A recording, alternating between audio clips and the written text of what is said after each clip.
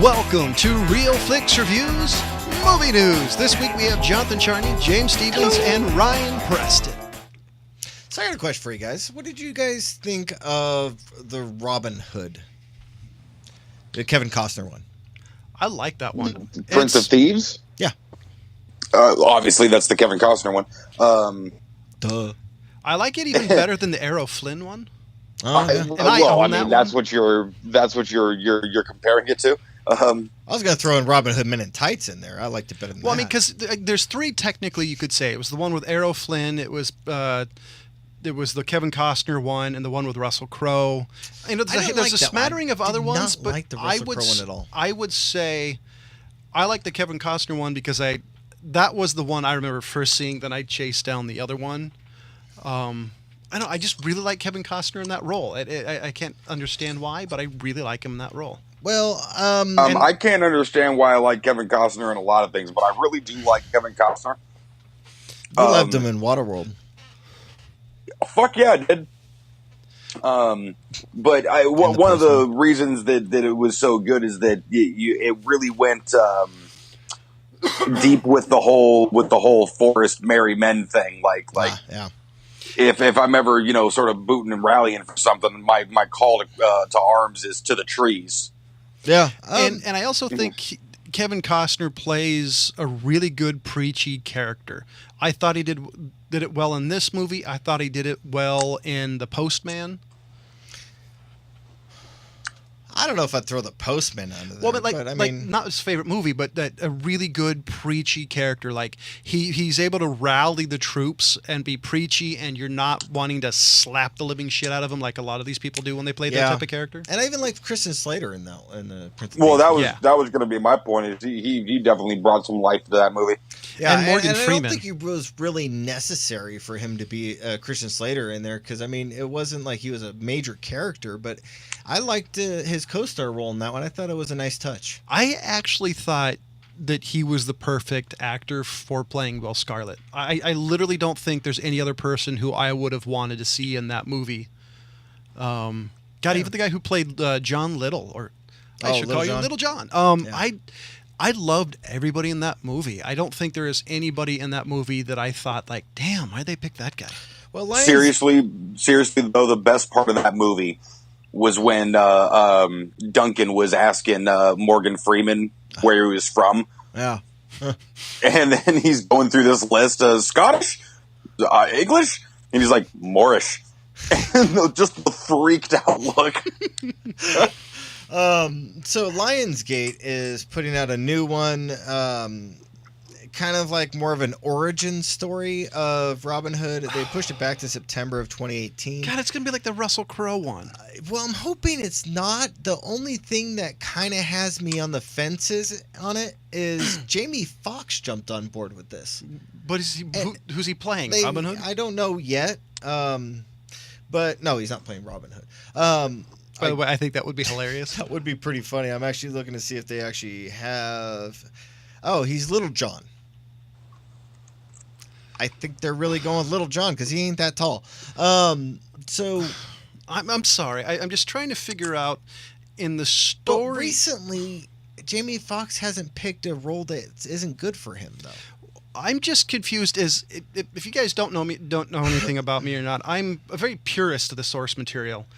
So I'm trying to figure out historically through every Robin Hood movie I've seen, and I've seen probably most of them at this period of time, he's always played by a white guy. I mean, it doesn't particularly matter much, but I'm trying to figure out storyline wise, how do they play that off? I'll explain He's it. only 5'9". You don't have to explain it at all. He's an outlaw. Yeah. He's always been an outlaw. Doesn't matter what he's an outlaw for. They never even went into it. That's He's just a fucking outlaw. Well, I think they that's did the way in to do Prince it. of Thieves. I think they mentioned that Little John was out there because he was poaching. Yeah, but true. But I mean, I'm trying to think.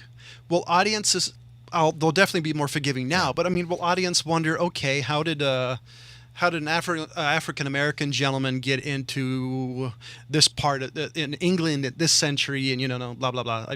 Dutch training organization. Okay. The Moors were invading all over the place. That's a good point. Yeah. I was going to go with the the Dutch trading. Oh, but I'm whatever. I'm weren't down around with that. then. That makes sense for me. I can It's live with like it. I said, it's nothing that they even have to really address. Yeah. I think they're going to have to address it somehow. I think it could be a throwaway line though. I don't think it has to be something to focus on, but I do think it's something they're going to have to mention just because people know the story of Robin Hood so much that I think they're going to have to kind of explain the differences a little. Well, here's my point: is like if you were reading it, they would never have to make a mention, of him being black or white, or if they mentioned at the end that he was black, you wouldn't be like, "Wait, what?" It could be a one-eyed, the same one-horned, thing. flying purple people eater. Yeah, but if you're reading it at this point, you already know the story. I've never met anybody who's never heard of Robin Hood in the story. Well, of course, but it doesn't. My point is it doesn't change the source material at all. Oh no, yeah, true. But I think the only thing I say that is because I think it's baked into people's consciences. I totally agree with you. Source material wise, it doesn't make a bit of a difference. I think if you're going to talk about theater wise, I think it's so baked into the conscience of. I think those people are called prejudice. I don't think I it would don't- have I gone disagree. over very well from the time span of the 50s up until the late 80s. I don't think they would have chosen a black guy to play Little John. Well, no, that I don't disagree with, but I don't think it's racism so much. It's just the fact historically it's always been, a white guy. It's always been this. I think that's what it is. It's a familiar tale. It's like if they decide to have James Bond played by a black guy Or a woman. or a woman. It's But just A transgender. that would get a little bit more complicated storyline wise. Hermaphrodite? I just skip that. So no, I'm actually kind of looking forward to this now. I'm looking forward to seeing how they do it because I think Robin Hood is one of those stories that is so baked into specifically American culture. I don't know about English culture, but that I think you'd have a hard time. But maybe I'm wrong. I just think I think it may be a little bit of a catch for some people. I'm looking forward to coming out and seeing what happens. Yeah, I want to see it. I mean, I think it would be. Well, I love Robin Hood. I love the story of it. I do too. I really didn't like the Russell Crowe one. My big problem with the Russell Crowe one, because to me, Brian, Robin did you Hood. see that one? Yeah, we saw it. I think Oh, we I said did it. Brian. I think we did it for the show. Yeah, I saw it. I liked it. I don't think we did it for the show. I'm pretty sure. My biggest problem with the reason I love Robin Hood because I love the underdog story. He's he was the lord of the manor, and then life went sideways. He's trying. I love those stories. I did not get the feel of the underdog story from the one with Russell Crowe as much. The story that I like, I didn't necessarily see. It was there. For me, it was like the knockoff Bram Stoker's Dracula to me. Yeah. No, I agree. It was just basically a title. Hey, yeah, you didn't mention this part. Taron Egerton is going to be Robin Hood. Yeah, I was. Who is that? That's the kid from Kingsman. Oh, Yeah. Eggy, the guy who plays Eggy. Eggy. Yep. Really? Yeah. Our good boy fucking Eggy. I was fucking saying it back then, dude. This kid's gonna be a fucking star. Now Yeah. I'm really curious. But I just wanted to bring up the fact that it's one that it's a story I don't think needs to be done. But I Robin think I really got to say It's been told for like 700 years. You expect Yeah. him to stop now? Yeah, well, I'm putting out the thing of there that I haven't seen Jamie Foxx pick a bad script for at least a decade.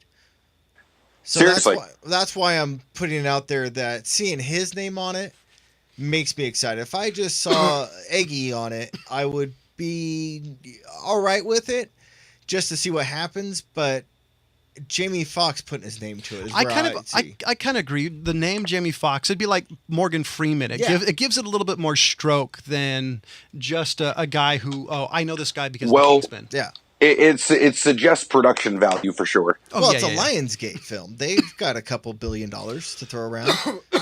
They've been around for a very long time, and they put out a lot of blockbusters. Yeah, for sure. So now I do have a question. Do you guys, are there any movies to you guys or stories that are kind of perennial remade that you're okay being retold? Like, to me, it's the Three Musketeers, even though the last one really freaking sucked. Yeah. It's Robin Hood. Instead of the one with Christoph Waltz, was that the last one? Yeah, that was the last one. Shit. My favorite one's actually the 1991 with the Yeah, the Three Musketeers. Yeah, Disney production. yeah. So I mean, there are movies to me. Matter of fact, I'm a huge fan of Count of Monte Cristo. The last one they made, I thought was really good. There's one a TV one made in the 70s that's pretty The good Man too, in the as Iron well. Mask. So is there anyone like that to you that are perennially remade that you guys totally dig, or you're happy, or at least you're interested every time it gets remade? Well, I'm definitely right there with you when it comes to Robin Hood and Three Musketeers. I mean, I'll pretty much watch any of those But really, every time they come out. For me, I got burned on The Musketeer. Once they did that one, I was pretty much done with all of them. I just kind of was like, the Disney one from the 90s is as Was good that as the it's one gonna with get. Tim Roth? Yeah. So that one was the one that kind of burned me on The Musketeer. They haven't done Man in the Iron Mask since Leonardo did it, I think. I don't think they're Was going to that be the last one, right? Yeah, I don't think they'll Yeah, be that doing was that it, yeah. one. I don't think they'll be doing another one for a while because that's pretty heavy-handed. It's just like remaking County Monte Cristo. Well, It's hold on. not a movie I had you a can couple other redo, ones to though. bring up. I was going to bring up the ones from Shakespeare that come out every 20, 30 years. Oh God, they remake Romeo Shakespeare and movies all the Juliet time. and the Midsummer's Night Dream. They've done a bunch of times. Well, this- I don't see any of those as like the real classics, but the ones that I am always excited to come out are the Wolfman, Dracula, and Frankenstein. Those are the three that I've gone to go see practically every time. You weren't sure happy about the Mummy. Yeah, well, the ones that they've done recently just have sucked in the past 20 years. But, you know, I think the kind of 90s version on Romeo and Juliet was a nice little touch. Was that another Leo? Yeah. Okay. Yeah. But I actually was really impressed with that one. I haven't watched it in years, but I love the take on that one. yeah, I swear to God, it's the only Baz Luhrmann movie that I've ever liked. yeah, yeah. The other one that I was going to throw out there, and we've gotten burned on it the past few times, is the Godzillas, which they're doing a new one. They're going to Mothra. Well, there's one that they're throwing in with Godzilla versus King Kong is supposed to be in the works. Is that an American or Japanese? I think that one was Japanese. Okay, if because- I remember right. I have to go back and look at it. because they're It was like a remaking- rumor that I saw like 5-10 days Because ago. the sequel to the American one, or at least the Western one, is going to be allegedly be with Mothra. Because I would say there's two different styles. There's the Japanese ones that are awesome because they're always goofy and entertaining, versus the American ones who somehow try to make it amazing and Dangerfield, and they're horrible. Yeah. Yeah, so there they're it is. basically doing a Godzilla 2, and then off of the back of that, Godzilla versus Kong. Godzilla and Kong, I think, is 2020 supposed to come out. Yeah, I haven't just watched. God. I haven't watched the ones that came out in 2014 and 2016. I want to see the one from last year, The Kong or Godzilla? Godzilla, the Oh. Shin Godzilla, which is a Japanese Oh, I production. haven't seen that one. But I really got burned on that one in the late 90s with Jean Reno. That Godzilla and Matthew was Broderick. God horrible. Horrible. Yeah, Godzilla it was awful. Godzilla 2000. Yeah, I agree. I got burned on that one. I really liked the latest one. The reason why, The one in 2014. I haven't seen that one. I still need to. I liked that on my one list to get because to. it was the right amount of Godzilla. It was the right amount of story. I was really impressed because I went into this movie expecting, okay, the trailer was interesting. I know it's going to suck, and I came away pleasantly surprised. I'll tell you what I came away surprised with was, as far as everything that went with Godzilla, that was all great. The Japanese apparently said he looked too cute. I completely disagree. I thought he looked badass. Mm-hmm. The fight scenes were all great. Everything that was shot about Godzilla was fucking awesome. The story sucked. Yeah, I expected that though. The problem with me is most stories in movies today are, suck. The story to me is the MacGuffin to get to the next scene, because I couldn't tell you a story that I really dug in years. As far as that type of movie. Like Bloodsport had a better story-wise than most of the movies that come out today. I have one. Okay. I have another one. I just How gotta many look have it you up, right? guys ever seen The Fantastic Voyage? Yes. Guillermo del Toro is remaking The Fantastic Voyage, and I love Guillermo del Toro. But do you guys think he's lost his mojo, or do you guys think that he's just doing stuff he wants and there's already always an audience for him? Because The latter. There's always an audience for him. Absolutely, and he's doing whatever the fuck he wants. Which I dig. I really like The Fantastic Voyage, so I'm jazzed about it. But I also really liked Pacific Rim after 5 times of watching it. It took a while. Well, I mean, Fantastic Voyage with modern day, sort of computer generated images would be pretty dope. Especially if they went at it just totally as realistically as possible. It'd be fucking hilarious. Let's see. He's set to make the use of the same 3D technology Cameron used for the Avatar Fantastic Voyage. It's about a scientist who's dying of a blood clot. His only chance for survival is 5 scientist colleagues to be miniaturized in a ship called Proteus and injected into his bloodstream. The film is a remake of the '66 original by Richard Fleischer. Oh, shit. I didn't know he directed that. Yes. I'm excited. Dude, I'm so into this. That's a great idea. As soon as I read that news, I'm like, ooh, this should be... I'm totally down for it. Now I want somebody to remake like Journey to the Center of the Earth or something. Just something really, really fucking stupid, but it doesn't matter because it's just the journey, Didn't they redo that with Brendan Fraser recently? Yeah. Did they? Yeah, I haven't seen it because I've got one of the older ones at home, but I'm almost positive it was Brendan Fraser. Matter of fact, I think that was the last movie he did. I thought they just did the one in the 50s. I'll have to look that up. So I got another question for you guys. Now, so we all grew up watching the Disney cartoon films, right? Yeah. The classics, like Alice in Wonderland, Jungle Book, Cinderella, all that crap, like Sword in the Stone, even shit like that. So what do you guys think of this new theme that Disney has picked up of turning those classic films into live action? Like we had Beauty and the Beast come out this year, we had Jungle Book come out last year, we had Cinderella before that, and then Maleficent, and then Alice in Wonderland, and they just did another one in like 2015 of Through the Looking Glass. Dumbo's supposed to be coming out soon too. Yeah, and Dumbo's in there was too. that one Disney? The ones with Johnny Depp and all that. I think those were Disney. They have to be Disney because Disney owns the rights to them. The Alice in Wonderland? I think so, right, John or Ryan? No, I think they just own the rights to their version of it. Oh, all right.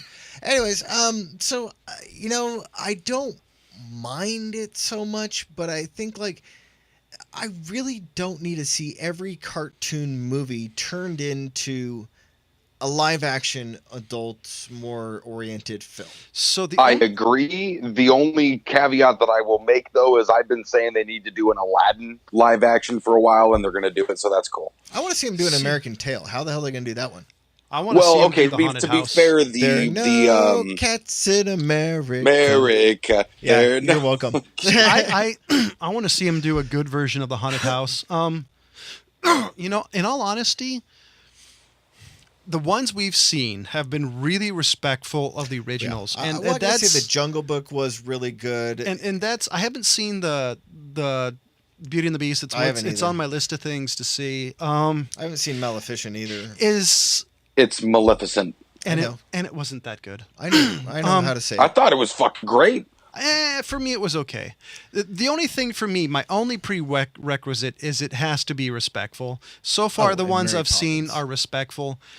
The problem, I think, with us, and this is because we're older, is the fact we grew up specifically watching a lot of these. So when we say Alice in Wonderland, you say Dumbo, you see Jungle Book, we have a very specific mental image. Yeah. And so you and I are not the target audience of it, but so far I'm cool with it because it's been respectful. I don't see why, besides the fact it's a money grab. Yeah. Well, I tell you what, I watched the Beauty and the Beast one pretty recently with my girlfriend. That's like a 1-to-1 remake. Yeah, so was the Jungle Book. They the just Jungle Book was so too. was the Jungle Book. Now there was what did she think about it? Did she like it? Oh yeah, definitely. Yeah, that was the second time she had watched it when I'd seen it. Interesting. Now I'm gonna see. I think it's on here. Okay, hold on. I'm gonna look this one up in page. But I have one that I really appreciated the way they had done it. And no, it doesn't look like we actually have done this one. But I'm gonna bring up this one. I think Ryan, you've seen this one. This one came out in 2009, and it's called Malice in Wonderland. And it's a British one that came out that is a take of Alice in Wonderland. Is it like American But McGee's it's rated R. Is it like American McGee's Alice? Yes. Yeah. It's similar to that, but it's not as violent and not as bloody. But Right.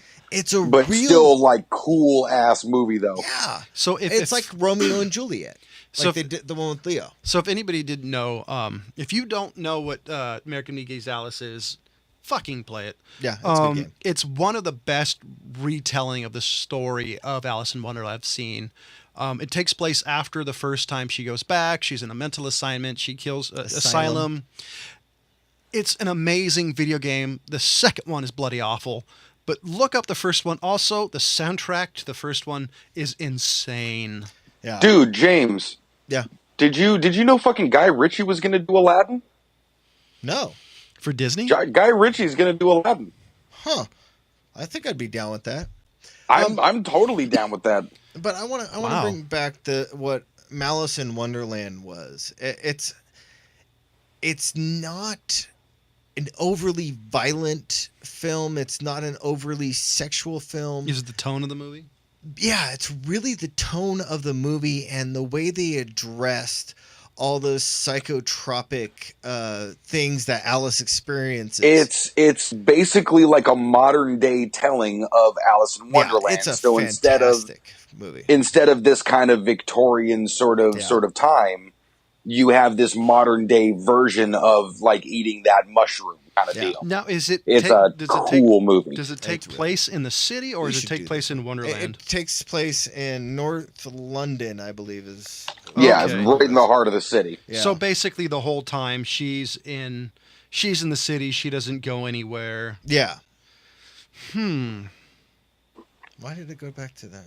Interesting. I'll have to look this up. This Yeah, is not one that I saw. You know, realizing that we haven't picked this one, I think we will have to pick this one, just because it's a really, really great film. It was one of those that I wasn't sure I was going to like it at all. Oh man, I love this one. Originally This titled one's- Malice in Sunderland. Yeah. Interesting. They were I've trying never- not to get sued, boy. But yeah, so that's another one that I'm like I said, it seems like that they want to take all the cartoons and somehow transfer them over into live action. The Jungle Book, I think, was fantastically done for what it was, but I think if they do something more like this. See, Alice in Wonderland is the only one I could see you do it with, just because even if we read the original books, they're dark as fuck. Yeah. So it's perfect material to do that. I don't think any other Disney, the stories Disney do, I don't think you could make it darker. You could make Dumbo dark as hell. Yeah.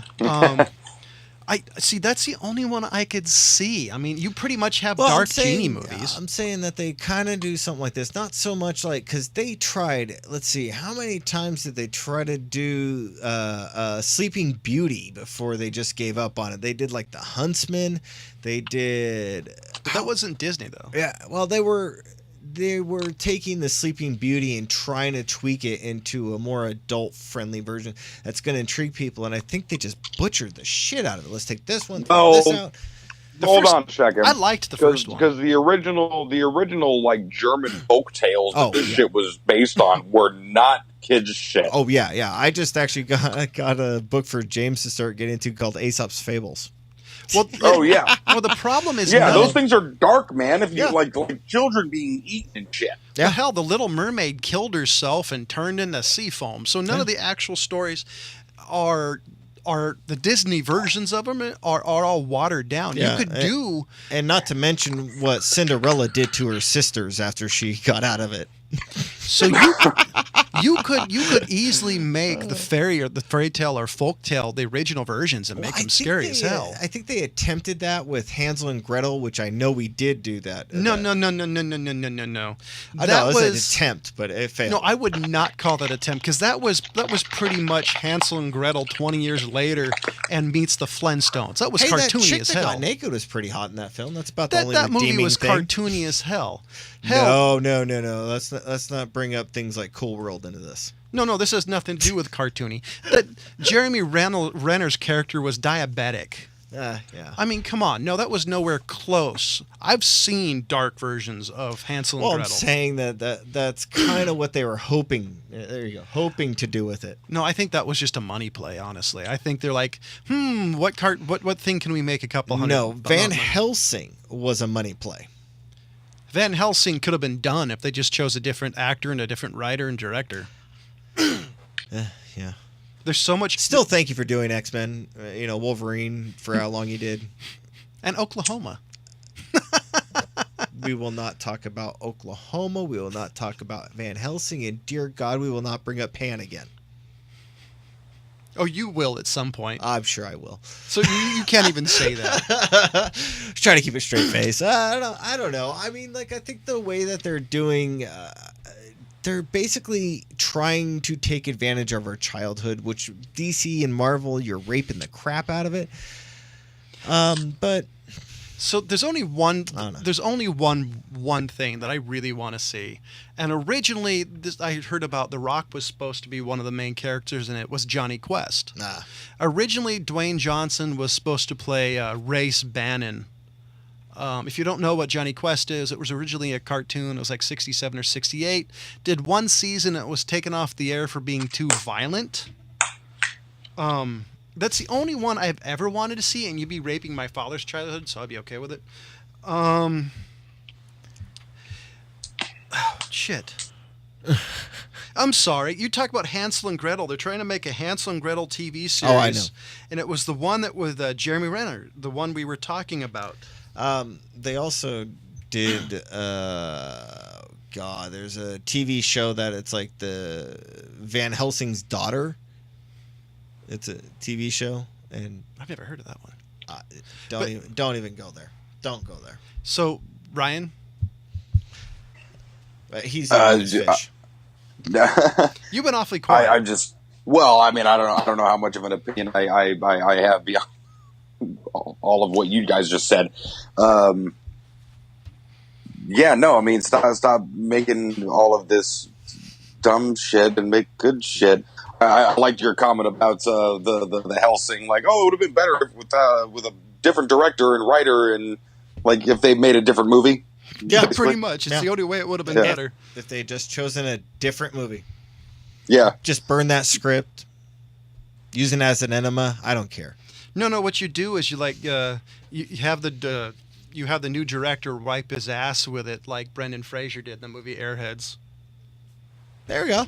Yeah. And on last Friday, the original James Bond turned 87 years old, and I didn't know Sean Connery was still alive because after the League of Extraordinary Gentlemen, he said he would never act ever again.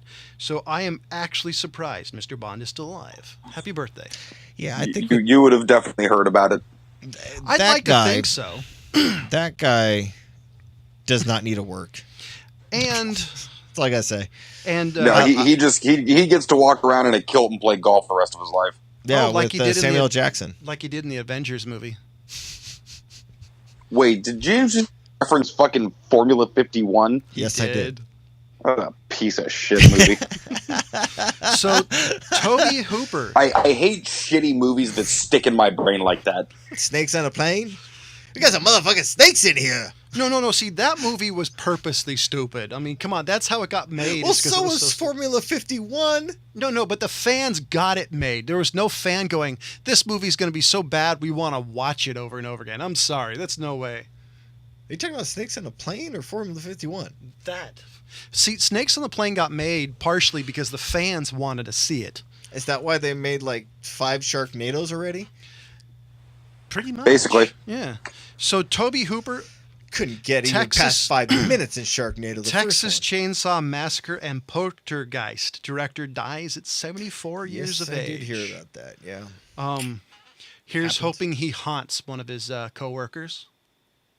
Oh, and I suppose we would definitely be remiss since we've been off for a few weeks if we didn't bring up Jerry Lewis, man. Yeah. That sucks. Yes. Yeah.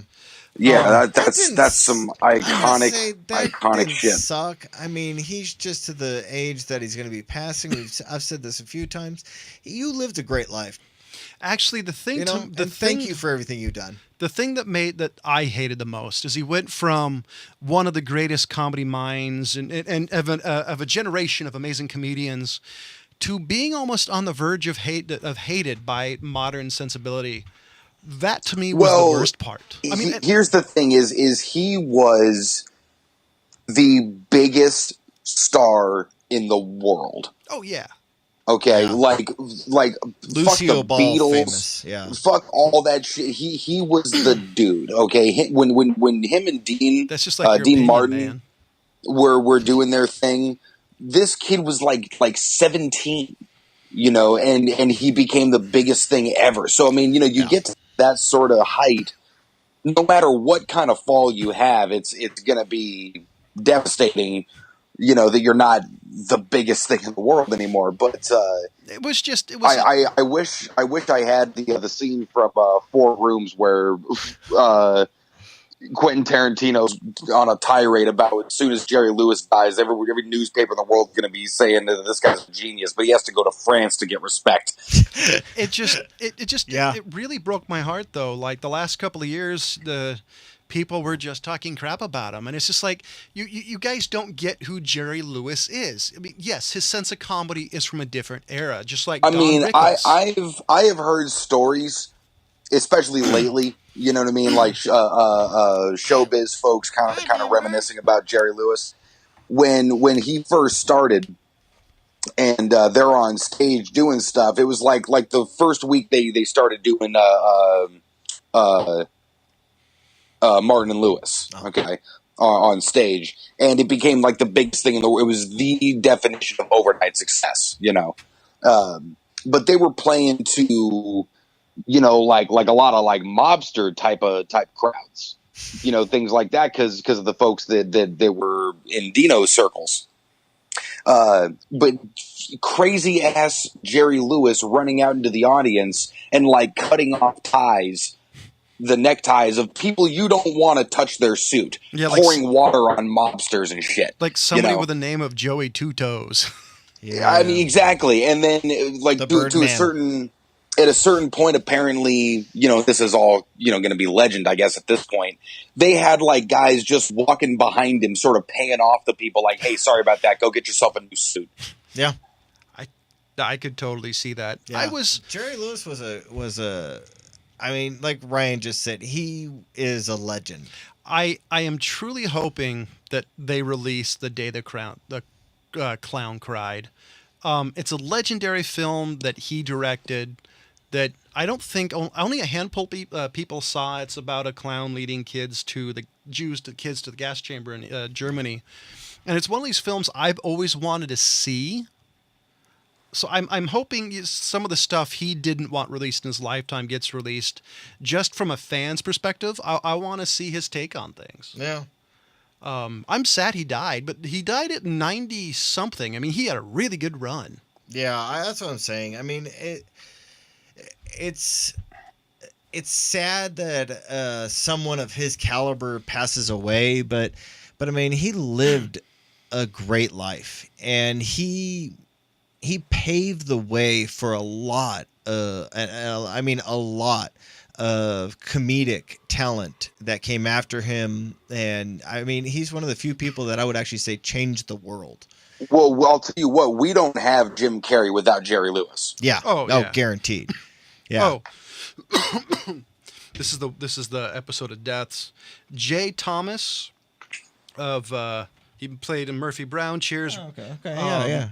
and on Ray Donovan, died at 69 years of age. I know you know who he is if you saw his face. Yeah, just look up his picture. It's like Powers Booth. You don't know who he is until you see his picture. Yeah, he was another guy and that then you're like, passed. oh my god, And that, he died. that guy? And Yeah, he died fairly like young. 3 weeks ago. He Yeah, died at 69 years of age. Again, I liked him. It's just sad we're starting at the age that losing a lot of good people, and in my humble opinion, they're not being replaced by the same level of greatness. No, unfortunately. I mean, there are a few that are coming up that. But I would Yeah. I would caveat to say that we're seeing at the end of their career. All the good stuff, all the chaff is kind of gone away to all the good stuff you hear about them and all the good movies and television you see. So Yeah. mileage may vary.